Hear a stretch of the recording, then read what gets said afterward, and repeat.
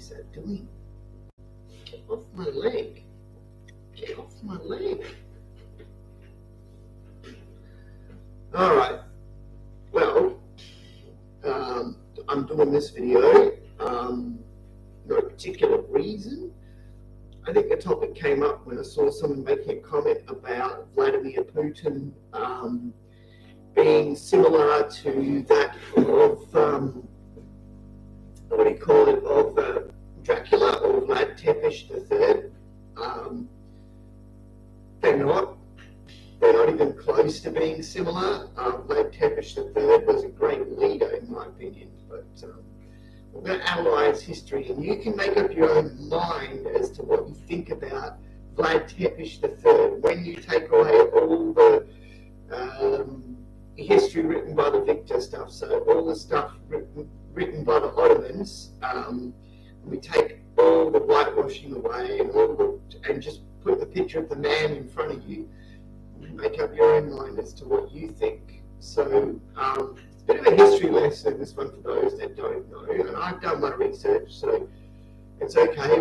We can brush over this pretty quickly, and then you can make up your own mind. All right. So Vlad Tepes III was I can't remember what son he was, but he was a prince of Wallachia.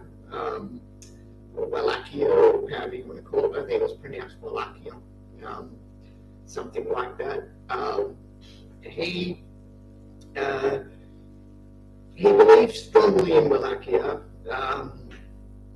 You could say he was a Catholic, very strong Catholic ties, had direct links with the Pope.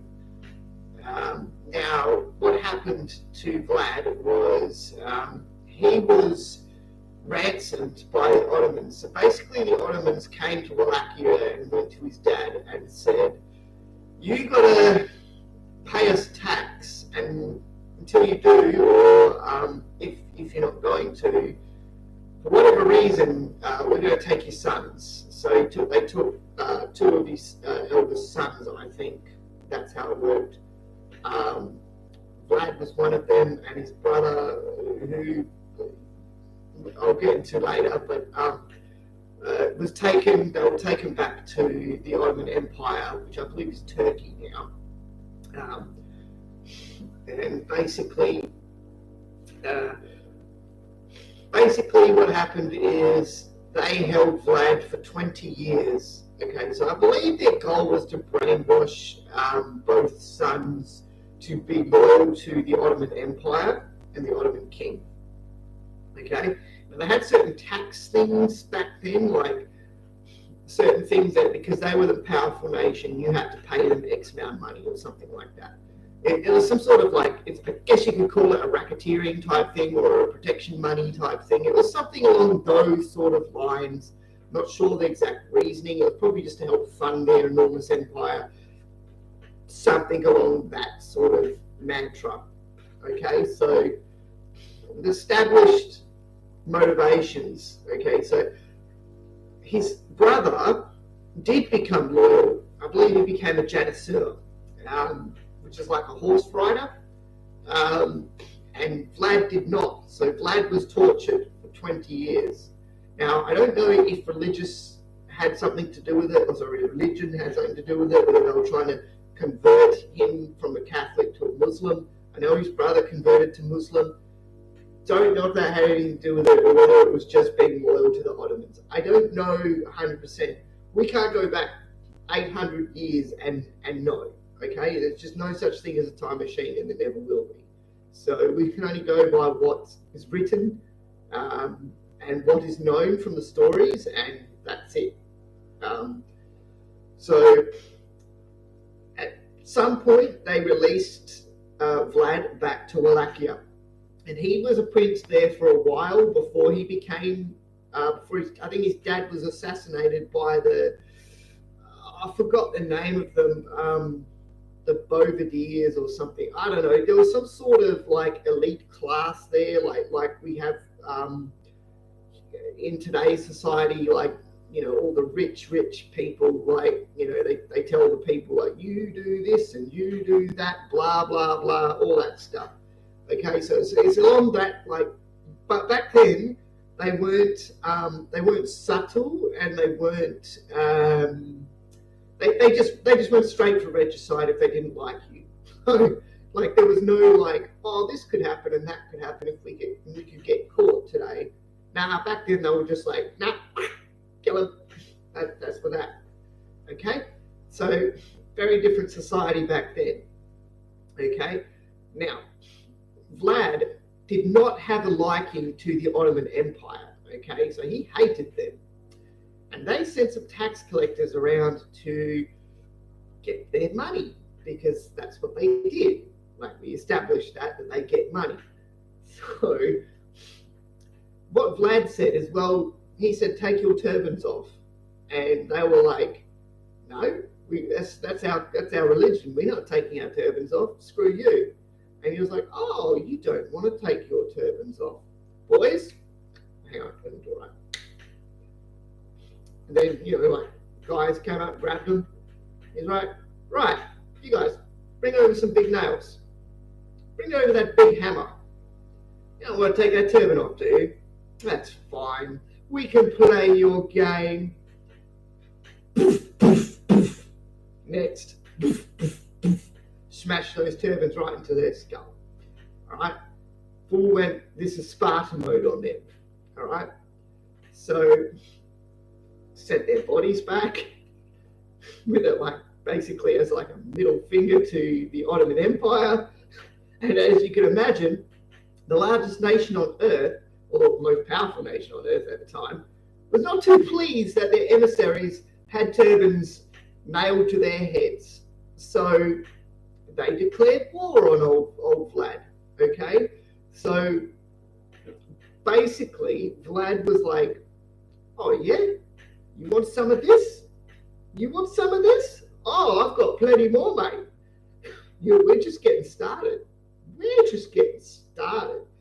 So the Pope heard about this and was like, you know what, Vlad? You are a true Catholic patriot hero. I'm going to call you Dracula, which means dragon of the realm. Okay? That's the actual interpretation of Dracula. It's dragon. It's another word for saying dragon. It doesn't mean vampire at all. It means dragon. So you should probably get that right if you're going to talk about Dracula. But that's what it means, and it's actually handed down by the Pope. I guess the Pope even today could call someone the Dracula of the West or something. I don't see why not. Probably would never happen, but stranger things have happened. Who knows?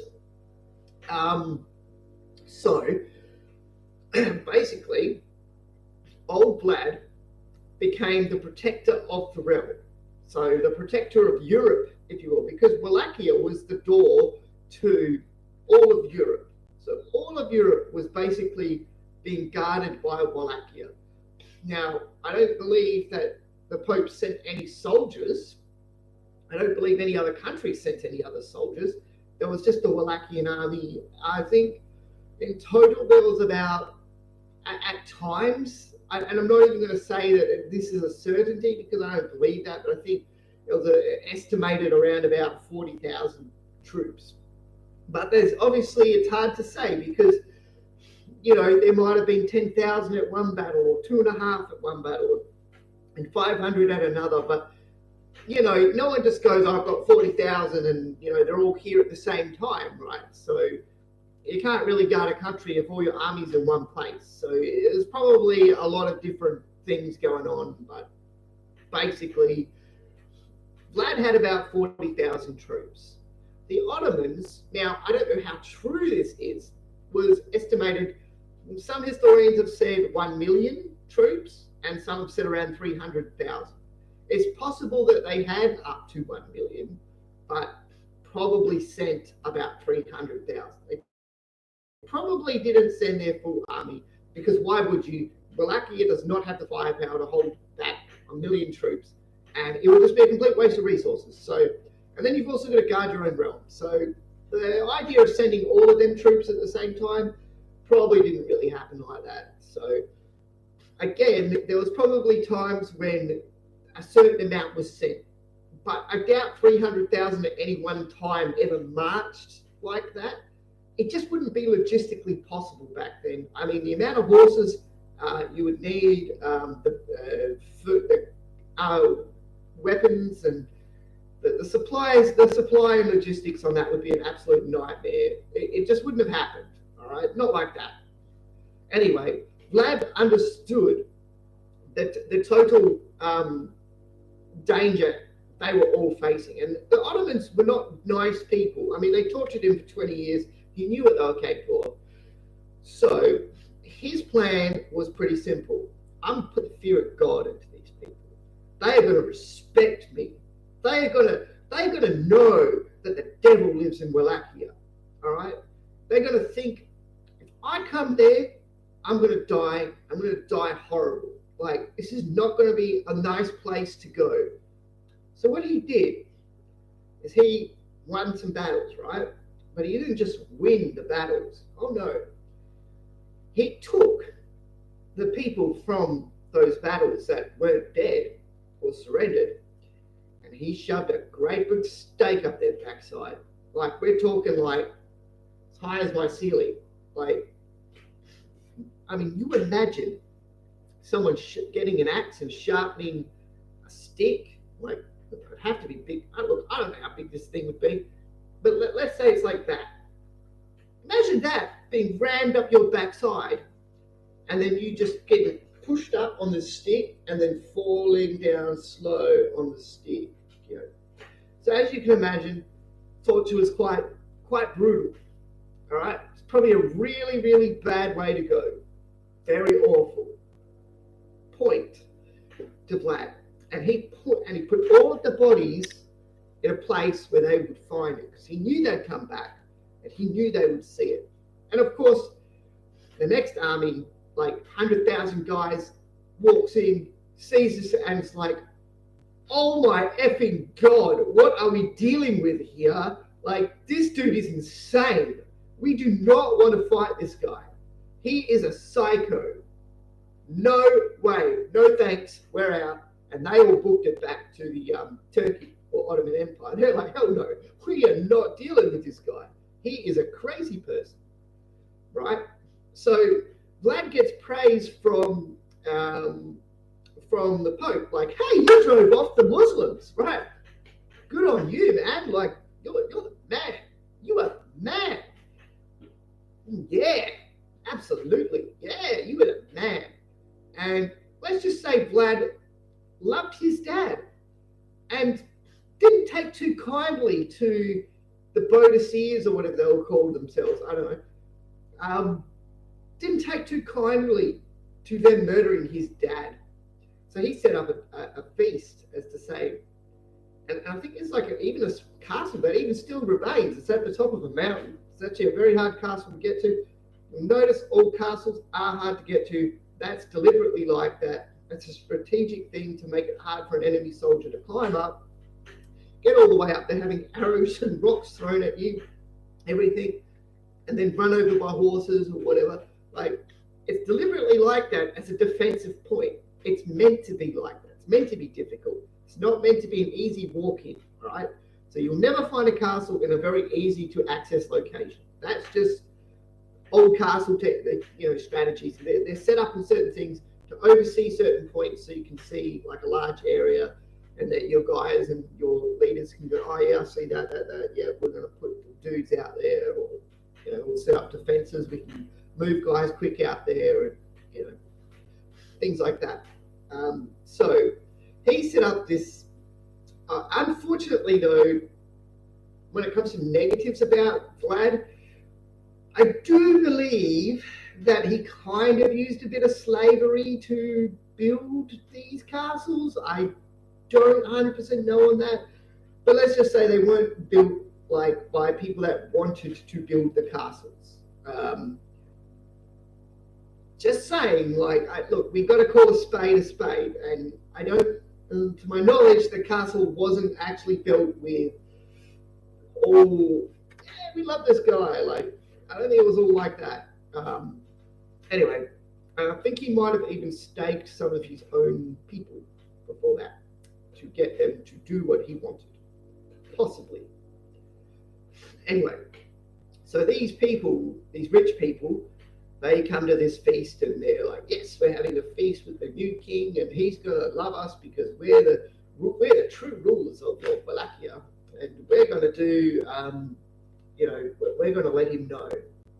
Well, he let them know. He staked them up the bum as well because they were traitors.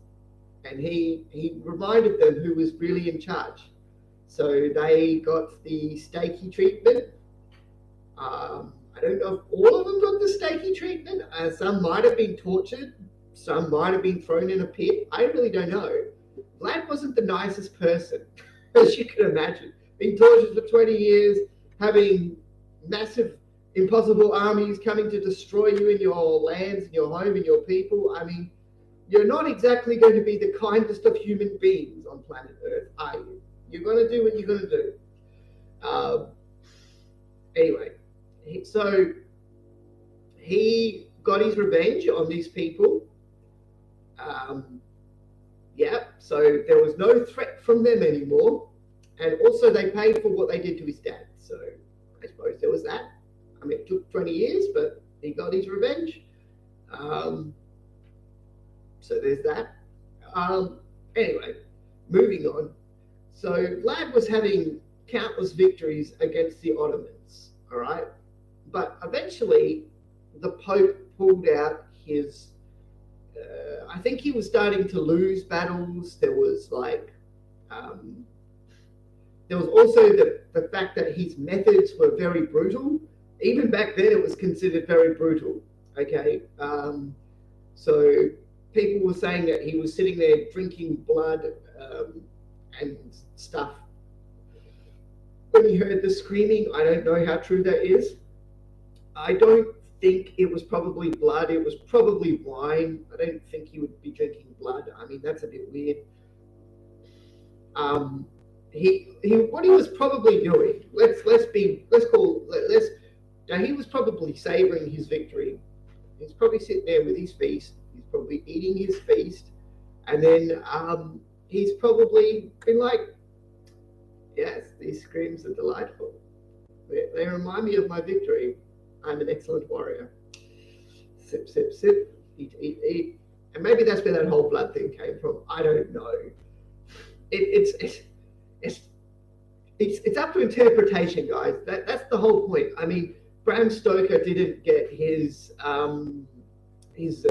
influenced by nothing. Something told him that this guy, this Vlad Tepes III, was something special, and he was a guy that you could write a story about and change it around a bit. So he was a little bit more evil and a little more blood drinking and a little bit more, that kind of thing. Anyway, so sooner or later, Vlad was starting to lose, right? Because you can't really fight an entire superpower at the time and continue to win, all right? It's just not real life. Like, we don't have technology back then. It was down to numbers. It was down to what you could do. And the support of the Pope was very important back then. The Pope could have influenced soldiers from other realms to come and fight. But the way it happened is it didn't really happen like that. So Vlad was losing ground big time. And eventually, the Pope basically just pulled out altogether and was like, "No, you're no longer the Dracula or the dragon. You're just Vlad. And we want nothing to do with this. You're evil, man. Like, super evil. Like, the whole stakey and everything there. Not cool." And I think that had influence from the Ottoman Empire. Obviously, when the greatest empire at the time tells the Pope, "You're going to pull your support out for this dude. Like, we're going to be taking that land, and if you don't, we're going to send janissaries to come and get you," or something like that. Um, it would have been along those kind of lines. Um, anyway, the guy. So this is where his brother comes back into it. So I believe Vlad was going to visit one of his wives. I think back then guys had more than one wife.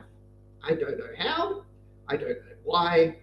I don't know the whole reasoning behind kings and queens having more than one spouse, but something like that. Something along those lines. All right. Um, anyway, his brother. This is where it gets bad. His brother, his own flesh and blood, was sent to kill him. The assassin that killed Vlad Tepes III was betrayed again, and it was by his own brother. His brother served the Ottoman Empire well. His brother was a janissar. I believe he took about 7 guys. They cut his head off, and I don't know what they did with the rest of him, but there is like a couple of places where they think that maybe Vlad's body was buried. There's a place where it needs some water. I think it's like out in the lake somewhere. It might have been there because then no one could go and disturb his body resting place. But he obviously staking people up the bum made a lot of enemies. All right, you don't make friends staking people up the bum. All right, but that just doesn't happen. And so basically, there's a few churches and stuff around where they think that maybe Vlad's body was, or taken to, or maybe resting, but no one knows for certain. Okay, there's no official thing that says this is the resting place of Vlad Tepes III. All right. So let's break down: was he an evil man? Like, was he evil? Right. Well, he was tortured for 20 years. All right. So yeah, that's his motivation. He knows what the Ottomans are about. His empire was under threat. They wanted money. After being bled dry by these people and constantly attacked, he just said, no, I'm not going to give you what you want.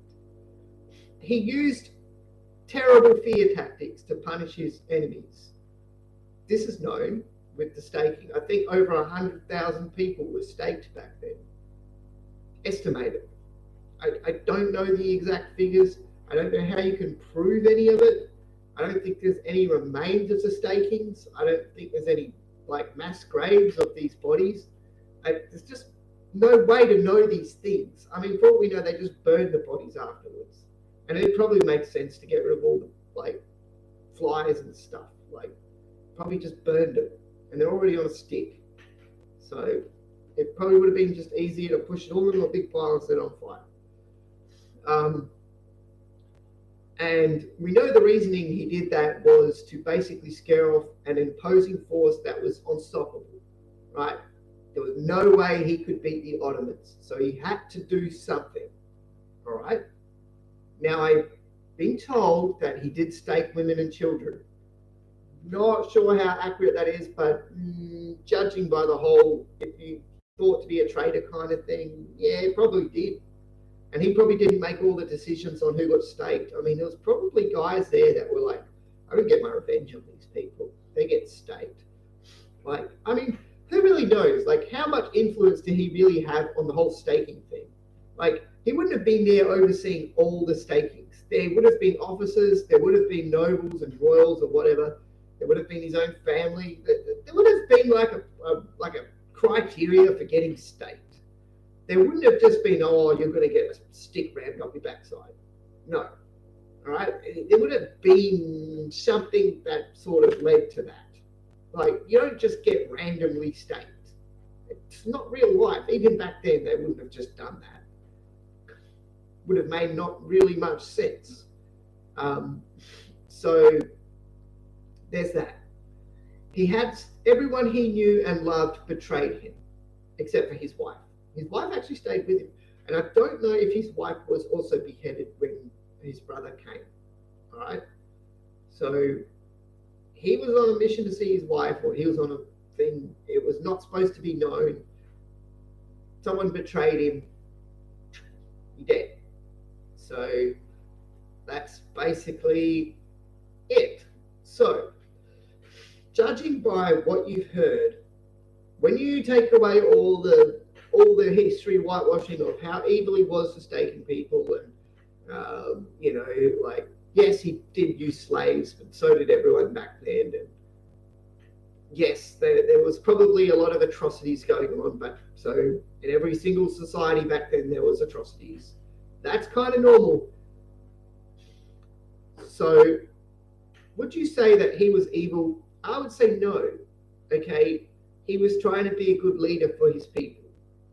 All right, he was trying to drive away an enemy force that was terrifying. He wanted them to be terrified of him. All right, that doesn't make you an evil person. All right. Yes, I've heard the story. The way to hell is often paved with good intentions. Well, in this case, what other choice did he have? What choices did he have? Because he didn't have a choice.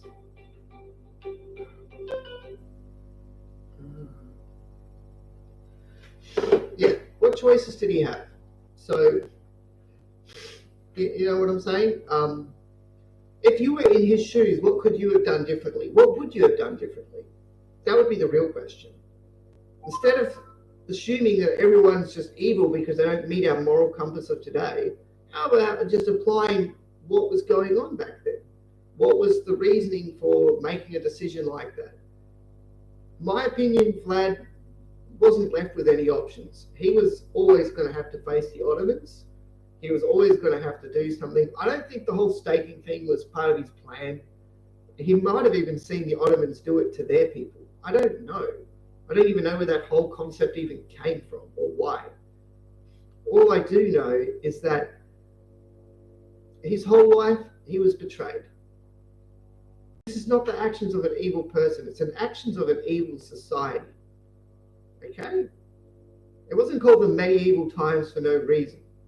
But back then, what they did to his family and how he tried to keep his country together and his actions and his motivations and his reasoning for what he did doesn't make him evil.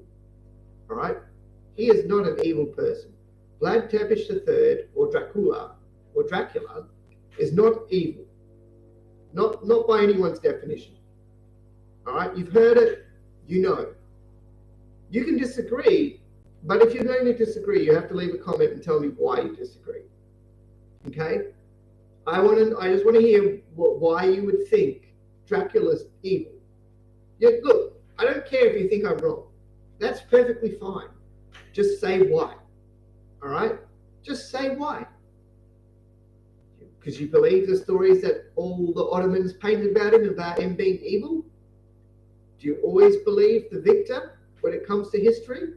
We've seen history, modern history today. Does that tell you anything? Just think about everything and paint the picture with an open mind. And that'll give you the truth. All right? We're judging history in this video. We're analyzing history. It's up to you to make the decision. Was Vlad Tepes III Dracula or the dragon? Was he evil? And if you can say yes, you have to tell me why. That's all. I do not think he's evil. I'm happy to debate that in a video live if that's what it takes to prove it. I think he was a great leader for his time. And even if you talk to the people of Transylvania now, they'll tell you that they'll talk about Vlad in a very positive light, not in a negative one. Peace out, everyone. Take care of yourselves.